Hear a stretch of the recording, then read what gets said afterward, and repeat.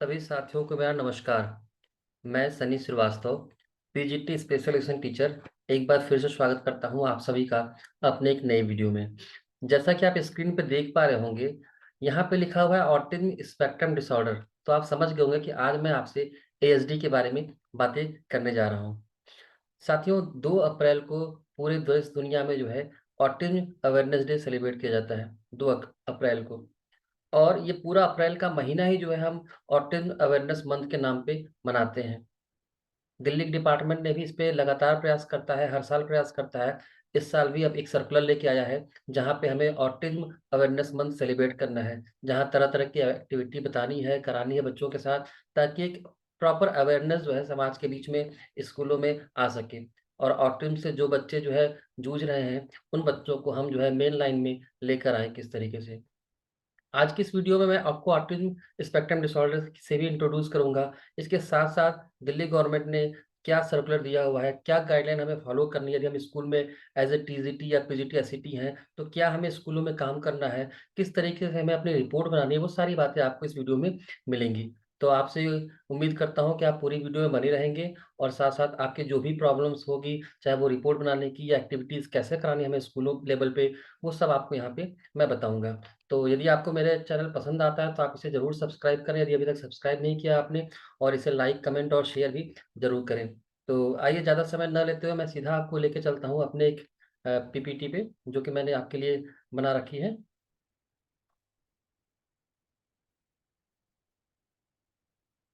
तो ये आप देख रहे हैं, आपके स्क्रीन पे दिख रहा है ऑटिज्म स्पेक्ट्रम डिसऑर्डर, जो कि हम एएसडी के नाम से कहते हैं। मतलब इसका ये है कि एक स्वलीनता, जिसे हम कह सकते हैं कि ये स्वलीन है, बच्चा अपने में ही खोया हुआ है। देश, दुनिया, समाज से उसे कोई मतलब नहीं है, उसका एक अपना ही जो है दुनिया है, उसी में वो खोया हुआ है।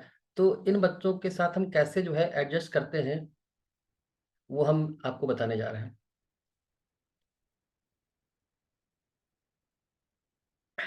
जैसे कि आप स्क्रीन पे देख पा रहे हैं कि एवरी अप्रैल, 1 मिनट रोकूँगा आपको मैं, sorry. Every April, Autism Speaks celebrates World Autism Month, beginning with the United Nations sanctioned World Autism Awareness Day on April 2। यानी कि हर अप्रैल को ऑटिज्म की ये बताता है हमें कि हमें वर्ल्ड ऑटिज्म मंथ मनाना है। यूनाइटेड नेशन ने इसकी शुरुआत की थी सन 2008 में सबसे पहले मनाने की, और ये 16वां साल है जबकि हम वर्ल्ड ऑटिज्म अवेयरनेस डे मना रहे हैं।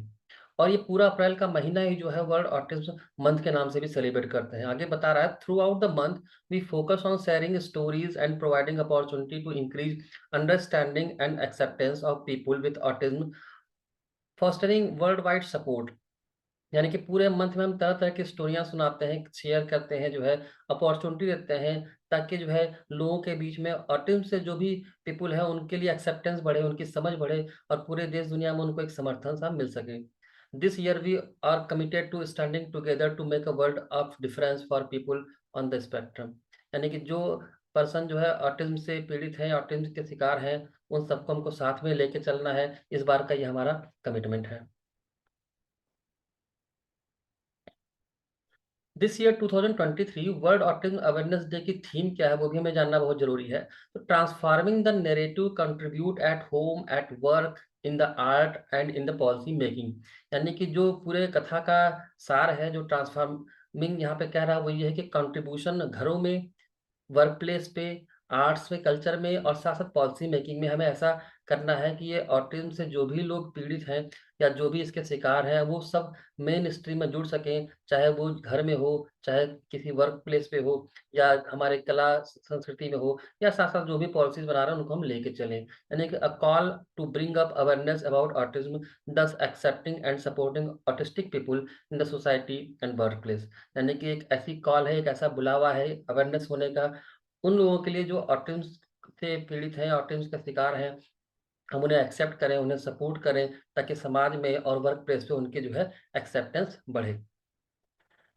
आगे मैं आपसे बात करता हूँ, what are autism spectrum disorder. तो क्या है ऑटिज़्म स्पेक्ट्रम डिसऑर्डर, इसके बारे में बात करता हूँ। ASD represent a range of brain disorders that are characterized by a restricted pattern of behavior and impairment in social communication and interaction।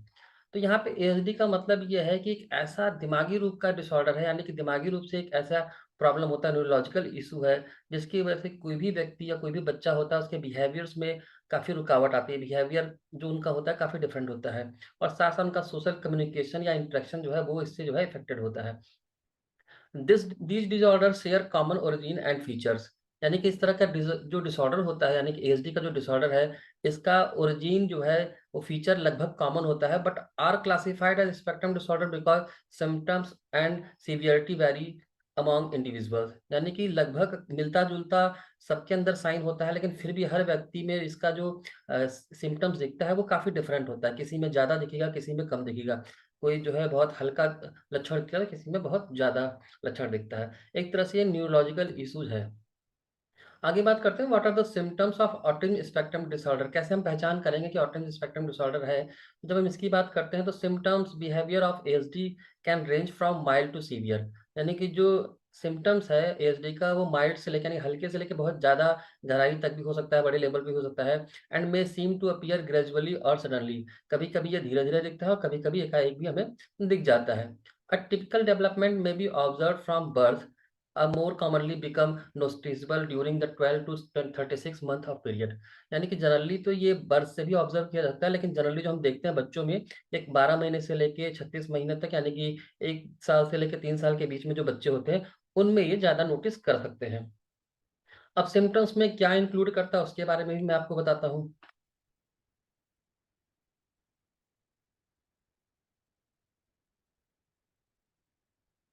हम बात कर रहे हैं यहाँ पे कि children with autism have difficult social deficit की बात करते हैं, यानी सामाजिक रूप में क्या परिवर्तन आता है, तो children with autism have difficulty in social interaction, यानी कि जो बच्चे ऑटिज्म से पीड़ित हैं उनके साथ सोशल इंटरेक्शन में प्रॉब्लम आती है, वो लोगों से जुड़ नहीं पाते हैं। दे में avoid eye contact and interaction with the people and resist और पैसिवली एक्सेप्ट अटेंशन, यानी कि ये बच्चे जो है आई कॉन्टैक्ट नहीं करते हैं और साथ साथ लोगों से इंटरेक्शन करने में भी जो है दूर हटते हैं। वो बार बार जो उनको अटेंशन को एक्सेप्ट नहीं कर पाते। They are often unable to read social clues और exhibit emotion reciprocally, कई बार जो है वो समाज में जो संकेत दिए जा रहे हैं उसको वो समझ नहीं पाते हैं और साथ-साथ जो इमोशंस है उसको वो पहचान नहीं पाते कि उनके अच्छे के लिए है या बुरे के लिए है। Thus they are unable to predict or understand other people behavior, और कई बार वो दूसरों व्यक्ति जो होते हैं उनके स्वभाव को या उनके बिहेवियर को भी वो समझ नहीं पाते या पहचान नहीं पाते कि वो कैसा बिहेवियर उनके साथ करना चाहता है।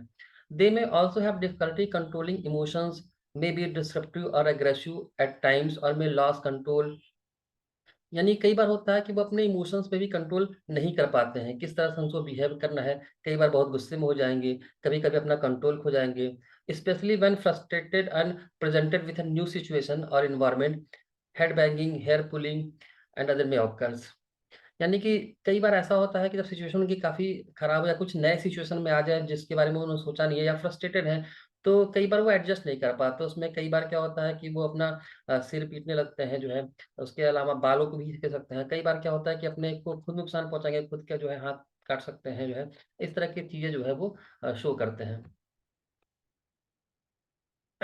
कम्युनिकेशन डिफिकल्टीज़ भी होती है। कम्युनिकेशन डिफिकल्टीज़ में जब बात करते हैं तो communication skills are affected in children with autism but difficulties vary, यानी कि जो बच्चों में कम्युनिकेशन स्किल होता है, ये भी जो है ऑटिज्म में अफेक्ट होता है। लेकिन ये वैरी भी करता है, हर बच्चे के साथ डिफरेंट होता है, किसी में ज़्यादा दिखेगा आपको, किसी में कम दिखेगा। सम चिल्ड्रन में have good basic language skill but exhibit difficulty initiating और सस्टेनिंग कन्वर्सेशन। कुछ ऐसे ही बच्चे होते हैं जिनके अंदर लैंग्वेज स्किल तो बहुत अच्छी है बात करने की, बट उन सही तरीके से उसको इम्प्लीमेंट नहीं कर पाते या अपनी बातों को शुरू नहीं कर पाते या बातों को जारी नहीं रख सकते। Such as not giving others the opportunity to respond, कई बार जो है दूसरों को ये मौका नहीं देते, रिस्पॉन्ड नहीं करते। कई बार दूसरे यदि कुछ बोल रहे हैं तो भी वो रिस्पॉन्ड प्रॉपर नहीं कर पाते। अदर में एक्सपीरियंस डिले और रिग्रेशन इन लैंग्वेज डेवलपमेंट, किसी-किसी को जो है लैंग्वेज डेवलपमेंट में भी समय लग जाता है कई बार।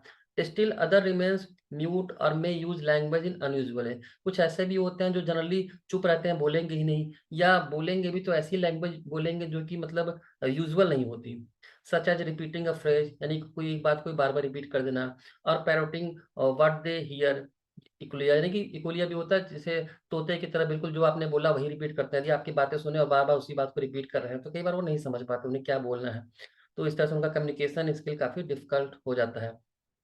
Body language is also often hard to read in children with autism, कई बार बच्चों जो ऑटिज्म से शिकार हैं, इनकी बॉडी लैंग्वेज को भी समझना थोड़ा मुश्किल हो जाता है। Facial expression, tone of voice and gesture often do not match verbal content and emotion. कई बार इनका जो फेशियल एक्सप्रेशन होता है, बोलने का जो आवाज़ होता है, जो उनका एक्सप्रेशंस होता है, कई बार उनके वर्बल कंटेंट या उनके इमोशन से मैच नहीं करते। यानी कि वो हँस रहे हैं, लेकिन उनका जो फेशियल एक्सप्रेशन है वो रोने का दिखेगा, या आवाज़ उनकी शाउटिंग होगी, या कई बार वो दुखी हैं, लेकिन फेशियल एक्सप्रेशन हो सकता है कि वो हँसता हुआ दिखे। तो कई बार वो एडजस्ट नहीं कर पाते, उन्हें किस तरीके से जो है एक्सप्रेस करना है खुद को। They have difficulty expressing what they want to need. कई बार वो अपनी चीज़ें नहीं बता पाते, उन्हें क्या चाहिए। They may also appear deaf, not responding to their names or attempts at conversation. कई बार हम जब उनसे बातें करते हैं, उनका नाम बुलाते हैं, तो कई बार वो रिस्पॉन्ड नहीं करते, बिल्कुल ऐसे जैसे डेफ हो चुके हैं, उनको बात ही नहीं समझ में आ रही है। रिपीटेटिव बिहेवियर्स भी देख सकते हैं कि patterns of behaviour, interest, activity में भी रिस्ट्रिक्टेड, रिपीटेटिव एंड स्टोरीपेड। यानी कुछ बिहेवियर ऐसे होते हैं जो उनके बार बार रिपीट भी होते हैं, कभी कभी रिस्ट्रिक्ट भी होते हैं। फॉर एग्जाम्पल, अ चाइल्ड में spend long periods of time arranging specific toys a particular manner rather than playing with the toys. कई बार ऐसा बच्चा होता है कि आप उसको खिलौने दिए खेलने के लिए, बट वो खिलौने खेल नहीं रहा, उसको एक अलग तरीके से बस उसको एडजस्ट करने में या लगाने में ही लगा हुआ, उसका ध्यान खिलौने खेलने के लिए होता है, इस पे नहीं जा रहा है, बल्कि उसको एक अपने ही मैनर में उसको एडजस्ट करने में लगा हुआ है, काफी समय उसमें खर्च कर रहा है। Intense preoccupation with certain topics such as obsessively studying maps may also been seen. कई बार उनके साथ ये भी प्रॉब्लम होती है कि वो टॉपिक्स को समझ नहीं पाते, जो है क्या उनको दिखाया जा रहा है, क्या बताया जा रहा है। Or repetitive motions, either extremes or subtle, such as arm flopping, freezing, rocking back or forth, or walking on their toes may also occur। कई बार उनके एक्सप्रेशन ऐसे होते हैं, कई बार आप खुद तालियां बजाना शुरू कर दें, या खुद को रोक लेंगे, या बिल्कुल फ्लेक्सिबल हो जाएंगे, अपने पैरों के टोज पे चलना शुरू कर देंगे। तो ऐसे बहुत से एक्सप्रेशंस को शो करते हैं।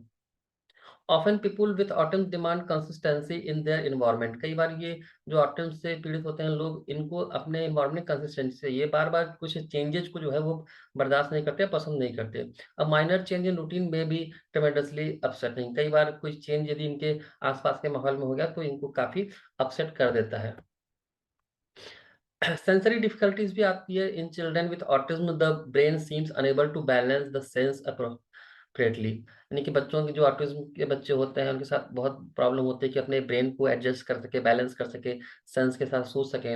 Many autistic childrens are highly attuned or evenly painful sensitive to certain sound. कई बार बच्चे जो है कुछ ऐसे आवाज पे भी काफी उनको दर्द होता है, या अपने कान को बंद कर लेंगे, एडजस्ट नहीं कर पाएंगे, जो कि काफी कभी कभी लोगों के लिए नॉर्मल होती है।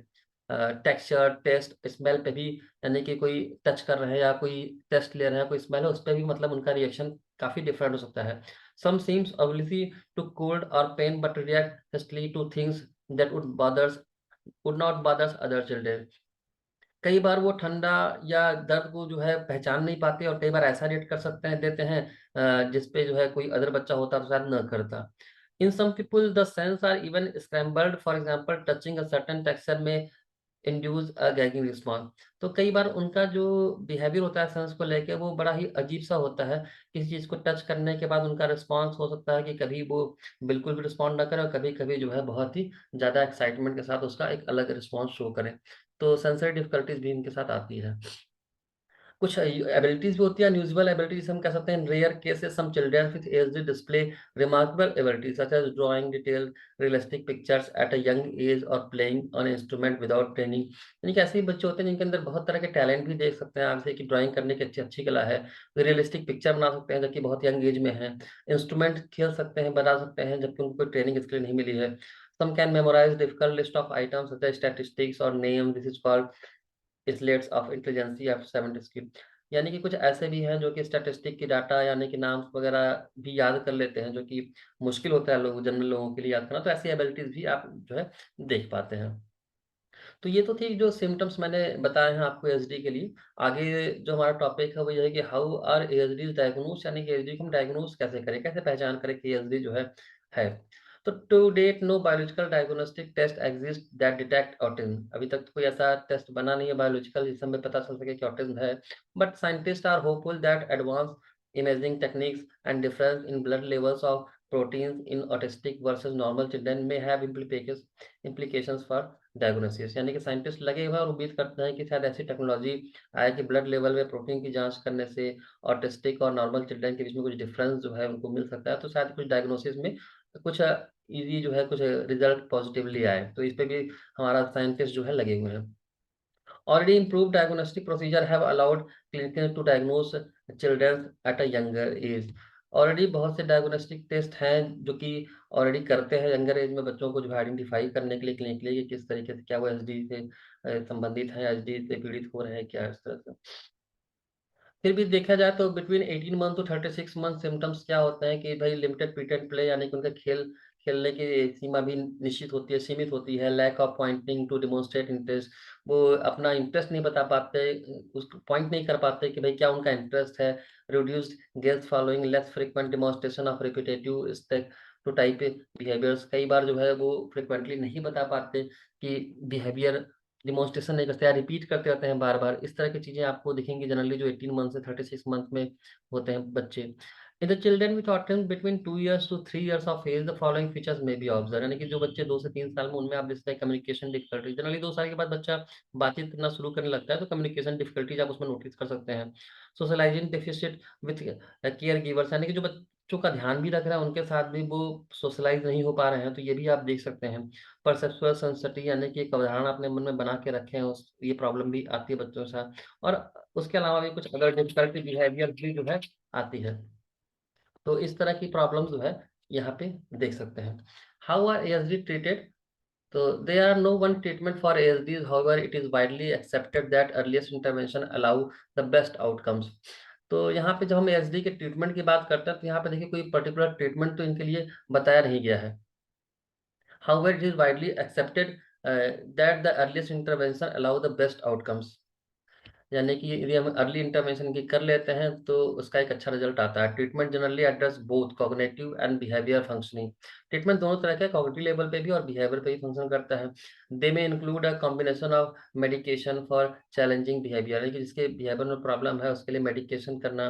बिहेवियरल थेरेपीज होती है, psycho education, family support group होता है, फैमिली का सपोर्ट मिले, एजुकेशनल इंटरवेंशन हो, स्पीच एंड लैंग्वेज थेरेपी कराई जाए, ऑक्यूपेशनल थेरेपी हो, specialised training to develop and improve acquisition of necessary skill. तो इस तरह के हम थेरेपीज वगैरह दे के जो है एक प्रॉपर इंटरवेंशन, जो अर्ली इंटरवेंशन हम जिसे कहते हैं, करेंगे तो एक अच्छा जो है रिकवर होता है, और रिकवर होते हुए बच्चों को देखा भी गया है। आपके सामने कुछ ये फेमस चेहरे हैं जो कि आप देख सकते हैं, ये सारे ही जो है ऑटिज्म स्पेक्ट्रम डिसऑर्डर से संबंधित है। इसमें अल्बर्ट आइंस्टीन को आप जानते होंगे, इसक न्यूटन हैं, ये सारे जो है एएसडी के शिकार थे, बट फिर भी इनकी एबिलिटी आपने सभी ने देखी, आपसे छुपा नहीं है। तो ये मैंने आपके साथ एसडी की कुछ जो है बेसिक्स शेयर की है जो कि आपने देखा है। मैं आपके साथ-साथ अब इसके बाद वो सर्कुलर भी शेयर कर देता हूँ जो कि हमारे डिपार्टमेंट ने आपके लिए ले आए हैं।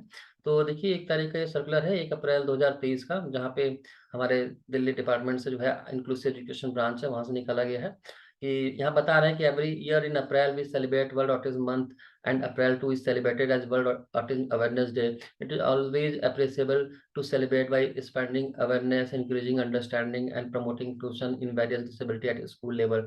The theme of the year। तो यहाँ पे आपको ये बताया जा रहा है कि सर्कुलर में इंट्रोडक्शन एक दे रहे हैं कि हर साल अप्रैल में मनाते हैं, 2 अप्रैल को वर्ल्ड ऑटिज्म डे मनाते हैं, साथ-साथ पूरे मंथ को वर्ल्ड ऑटिज्म अवेयरनेस मंथ के रूप में सेलिब्रेट किया जाता है। साथ-साथ आपको थीम को भी इसमें इंट्रोड्यूस किया जा रहा है। तो यहाँ पे एक इंस्ट्रक्शन दी गई है सभी एचओएस के लिए, चाहे वो गवर्नमेंट स्कूल के हों, गवर्नमेंट एडेड हों, अनएडेड रिकॉग्नाइज्ड प्राइवेट स्कूल हों, जितने भी डीओई के अंदर आते हैं, उन सभी स्कूलों को जो है यहाँ पे एक इंस्ट्रक्शन दी गई है, एक डायरेक्शन दी गई है कि आपको किस तरीके से अवेयरनेस मंथ मनाना है ऑटिज्म के लिए। तो इनका कहना है कि 3 अप्रैल यानी कि मंडे से, जैसे जब से स्कूल खुल गए हैं नए सेशन के लिए, 3 अप्रैल से लेकर 30 अप्रैल तक, यानी कि पूरे महीने आपको तरह-तरह की एक्टिविटीज़ करानी है। अब एक्टिविटीज़ की हम बात करें तो अवेयरनेस स्प्रेड करने के लिए understanding spread awareness and promoting inclusion, ये करने के लिए each school will organise poster drawing competition, street play, skit, quiz, etc. during morning assembly with a mixed group of CWSN with peers and submit a brief report with picture of concerned district coordinator as per next.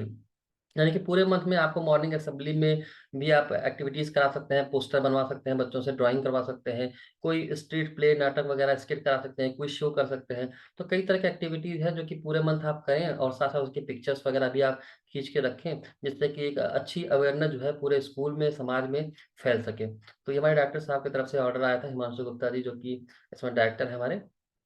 यहाँ पे मैं आपको annexure भी समझा देता हूँ। ये एक एनेक्सर है जो कि स्कूल लेवल पे जो है फिल करना है। तो अब इसमें मैं आपको बता दूँ क्या करना है आपको। जैसे कि यहाँ पे देखिए डेट, वीक लिखा हुआ है, तो आप यहाँ जिस दिन भी सेलिब्रेट कर रहे हैं, तो यहाँ पे आप देख सकते हैं कि यहाँ पे कॉलम भी आपको 4 बना के दिया गया है ना कि 1 महीने में यदि 4 हफ्ते हैं, तो 4 हफ्तों के लिए 4 कॉलम है। अब हर हफ्ते के लिए आप इसमें 1 दिन करा रहे हैं, 2 दिन करा रहे हैं, जो भी आपका डेट है वो मेंशन कर सकते हैं या जिस वीक में करा रहे हैं वो भी कर सकते हैं। उसके अलावा किन-किन लोगों को आपने पार्टिसिपेंट्स ग्रुप में लिया है, नंबर ऑफ स्टूडेंट्स यहाँ पे कितने हैं, जो सीडब्ल्यूएसएन प्लस पीयर्स को मिला के आप कर सकते हैं। इवेंट कौन-सा करा रहे हैं, इवेंट में जैसे आप ड्राइंग करा सकते हैं, पोस्टर बनवा सकते हैं बच्चों से। उसके अलावा असेंबली में जो है इसके लिए इन्फॉर्मेशन शेयर कर सकते हैं, बच्चों से एक्टिविटीज़ करा सकते हैं, स्किट प्ले करा सकते हैं। तो बहुत से इवेंट हैं, जो भी इवेंट आप करा रहे हैं वो इस इवेंट का नाम यहाँ पे लिखिए और साथ में ब्रीफ डिस्क्रिप्शन में ये भी बताइए कि मतलब क्या-क्या आपने कराया, कैसे-कैसे कराया और कैसा रहा आपका एक्सपीरियंस। तो यदि आपको यहाँ पे 4 हफ्ते इस महीने में मिल रहे हैं, तो 4 हफ्तों में एटलीस्ट 4 एक्टिविटीज़ आप कराने की कोशिश कीजिए। तो बहुत ही आसान होगा। आप बच्चों को लेके अलग-अलग तरह के बच्चों को लीजिए, हर क्लास के लेवल के बच्चों को उठाइए, उनके साथ उनके पीयर्स लीजिए और रिपोर्ट्स जो है बना के आप स्कूलों को समय रहते शेयर कीजिए। क्योंकि आप जब रिपोर्ट देंगे तो उसके बाद एक एनेक्स्चर और लगा जो कि डिस्ट्रिक्ट लेवल पे जो भी हमारे डिस्ट्रिक्ट कोऑर्डिनेटर्स हैं वो आगे रिपोर्ट जो है आपके ही बिहाफ पे भेजेंगे। तो आई होप आपको क्लियर हो गया होगा कि सारी आपको किस तरह की चीज़ें करनी है। तो एक्टिविटीज़ कराइए, हर तरीके की एक्टिविटीज़ कराइए, ऑटिज़्म से संबंधित जितनी भी जानकारी आपको मिल सकती है, चाहे यूट्यूब के माध्यम से, चाहे गूगल के माध्यम से या कोई बुक्स की वगैरह से, वो सारे आप शेयर करें। स्कूल में जो है बैनर्स वगैरह भी आप बना सकते हैं, पोस्टर बनवा रहे हैं तो उसको भी जगह-जगह डिस्प्ले कर सकते हैं। तो इस तरीके से आप जो है डिस्प्ले करेंगे तो चीज़ें जो है आसान होंगी, लोग समझेंगे आपको और एक प्रॉपर अवेयरनेस जो है बढ़ेगी। तो आई होप जो है आपको सारी बातें समझ में आ गई होंगी जो मैं बताना चाह रहा था आपसे। तो आप ऑटिज़्म स्पेक्ट्रम डिसऑर्डर को समझिए, जानिए और लोगों के बीच में अवेयरनेस फैलाइए और उम्मीद करते हैं कि ये पूरा मंथ जो है जितने भी हमारे आस-पास लोग हैं, हम उनको अवेयर करने में कामयाब होंगे। इसी उम्मीद के साथ जो है आज की वीडियो मैं समाप्त करता हूँ। आप सभी का बहुत-बहुत धन्यवाद। नमस्कार।